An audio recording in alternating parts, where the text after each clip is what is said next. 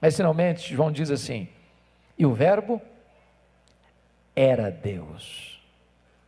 Não um ser inferior a Deus, como pensava Ário de Alexandria, não um ser superior aos anjos apenas, mas um ser da mesma essência de Deus, da mesma substância de Deus, tendo os mesmos atributos de Deus e realizando as mesmas obras de Deus.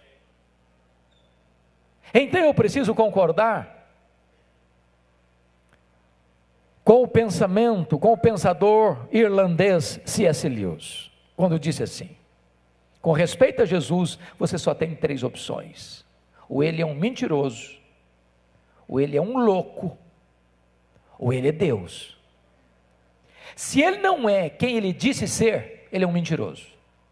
Se ele não é quem ele pensou ser, ele é um louco. Mas se ele é quem ele disse ser, então ele é Deus. Foi ele quem disse: quem me vê a mim, vê o Pai, porque eu e o Pai somos um. E João diz assim no verso 2: ele estava no princípio com Deus. Que princípio? No princípio criou Deus os céus e a terra, pois o nosso glorioso Redentor estava lá, quando todas as coisas foram criadas. Mas ele não estava lá passivamente, não. O verso 3 diz que todas as coisas foram feitas por ele, ou criadas por ele, e nada do que foi feito sem ele se fez. Aqui tem uma verdade gloriosa, espantosa, revolucionária.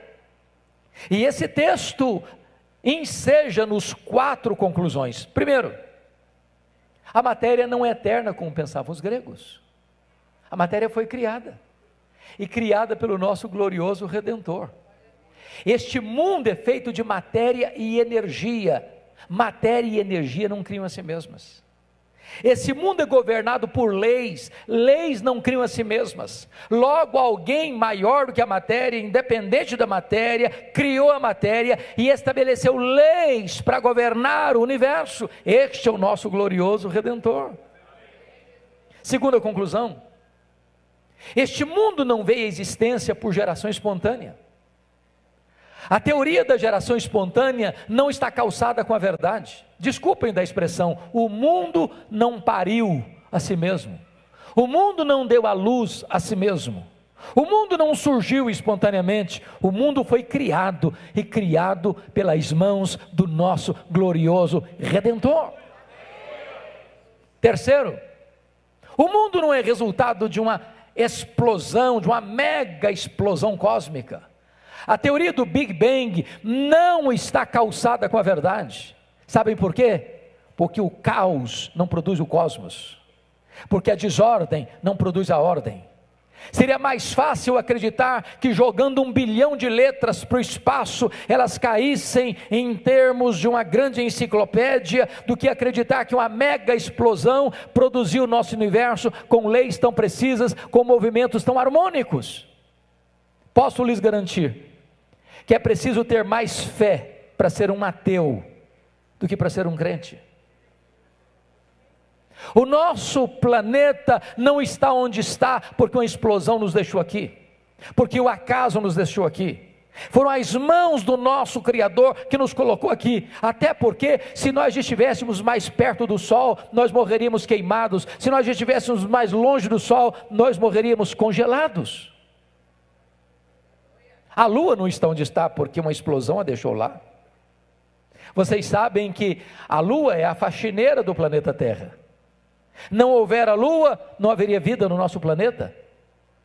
Vocês sabem que as fases da Lua são responsáveis pelas marés, e se não fossem as marés, as nossas praias se encheriam de lixo, e a vida seria impossível no nosso planeta. Não foi o acaso que colocou a Lua onde ela está, foram as mãos do nosso glorioso Redentor.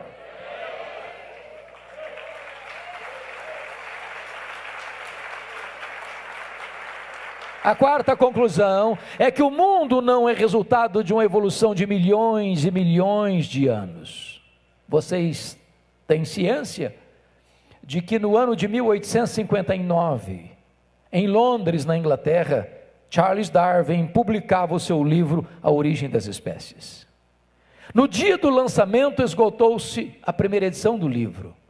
De lá para cá, essa chamada teoria da evolução tem sido ensinada nas escolas e universidades como uma verdade científica, mas falta-lhe a evidência das provas. Mas hoje, curiosamente, nos meios acadêmicos e até em alguns seminários teológicos, tenta-se fazer um casamento espúrio entre Darwin e Cristo. Uma nova ideia, sutil, perigosa, uma teoria nova chamada de evolucionismo teísta. O que é isso? É a ideia de que Deus criou, sim, Deus criou, mas por intermédio do processo da evolução.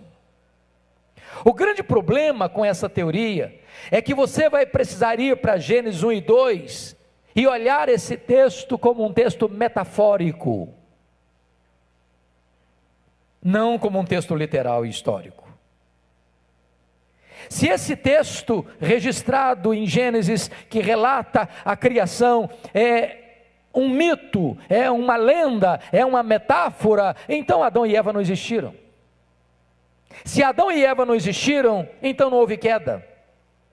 Mas se não houve queda, então não precisa de redenção. E se o primeiro Adão é um mito, então o segundo Adão também deve sê-lo.